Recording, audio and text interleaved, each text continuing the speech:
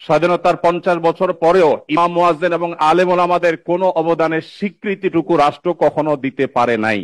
আজও বাংলাদেশের চেহারাকে যদি পরিবর্তন করে দিতে হয়, আজও বাংলাদেশকে যদি স্বনির্ভর করতে হয়, আজও বাংলাদেশের পরিবেশ সচেতনতা সৃষ্টি করে যদি সাফল্য অর্জন করতে হয়, পরিবেশ বিপর্যয় যদি রোধ করতে হয়, যে কোনো দুর্যোগ মোকাবেলা যদি সফলভাবে করতে হয়, দেশের শুধু মসজিদগুলোকে ইমাম মুয়াজ্জিনদেরকে যদি রাষ্ট্র অন করে, ইমাম মুয়াজ্জিনদেরকে যদি সে সুযোগ দেয়, তাদেরকে যদি অন্তত কাজ করবার পরিবেশটা করে দেয়, আমার বিশ্বাস বাংলাদেশের চেহারা পরিবর্তন করতে আর কোনো কিছুর তেমন বেশি প্রয়োজন হবে না।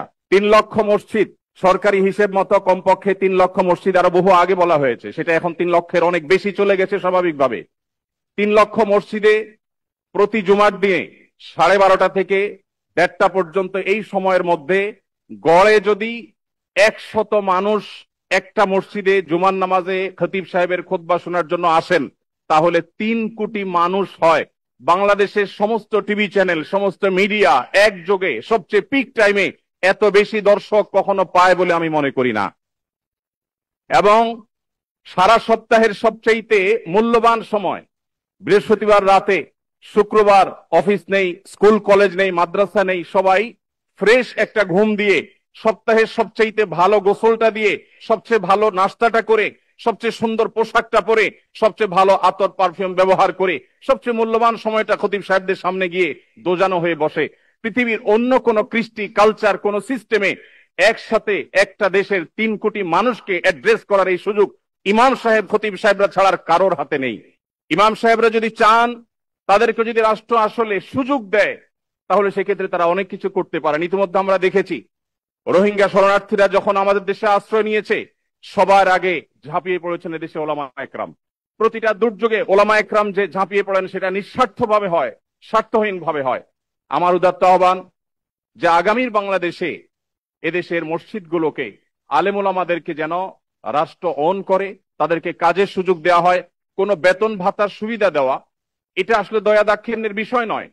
এদেশে আইন শৃঙ্খলা যতটুকু নিয়ন্ত্রণে আছে, এর জন্য আইন শৃঙ্খলা রক্ষাকারী বাহিনী, সংশ্লিষ্ট বিভিন্ন ডিপার্টমেন্টের যেমন অবদান আছে, আমি মনে করি মসজিদের মিম্বরগুলো, মাহফিলের মঞ্চগুলোর অবদান তার চাইতে কোনো ক্রমে কম নয়।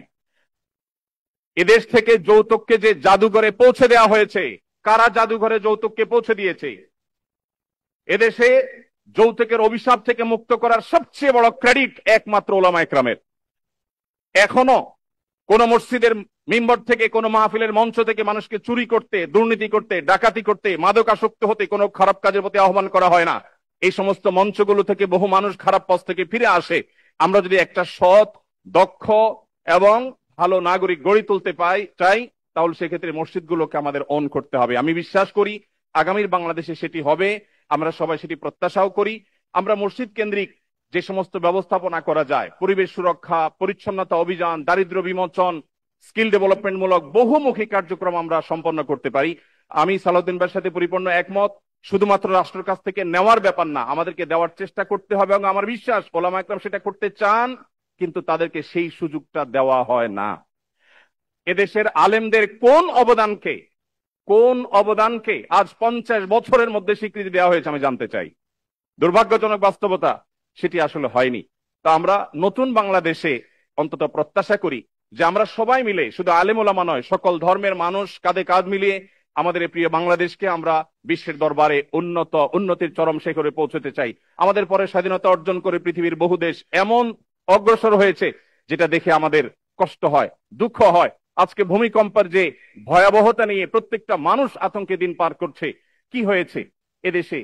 একটি মানুষের জীবন নিরাপদ করবার জন্য যথাযথ ব্যবস্থাটুকু পর্যন্ত আমরা নিতে পারিনি। আমি আশা করি আগামীর বাংলাদেশে যারাই আসবেন, আমরা প্রত্যেকে এই ব্যাপারগুলোতে সচেতন থাকব। আমরা দোয়া করি আল্লাহ রাব্বুল আলামিন আমাদের রাজনৈতিক নেতৃত্বকে সেরকম শক্তি, সামর্থ্য, মানসিকতা সবকিছু দান করেন। ওলামা একরামের মূল্য যদি কোনো জাতি দিতে না পারে, তাদের চেয়ে বড় দুর্ভাগা আর কেউ হতে পারে না।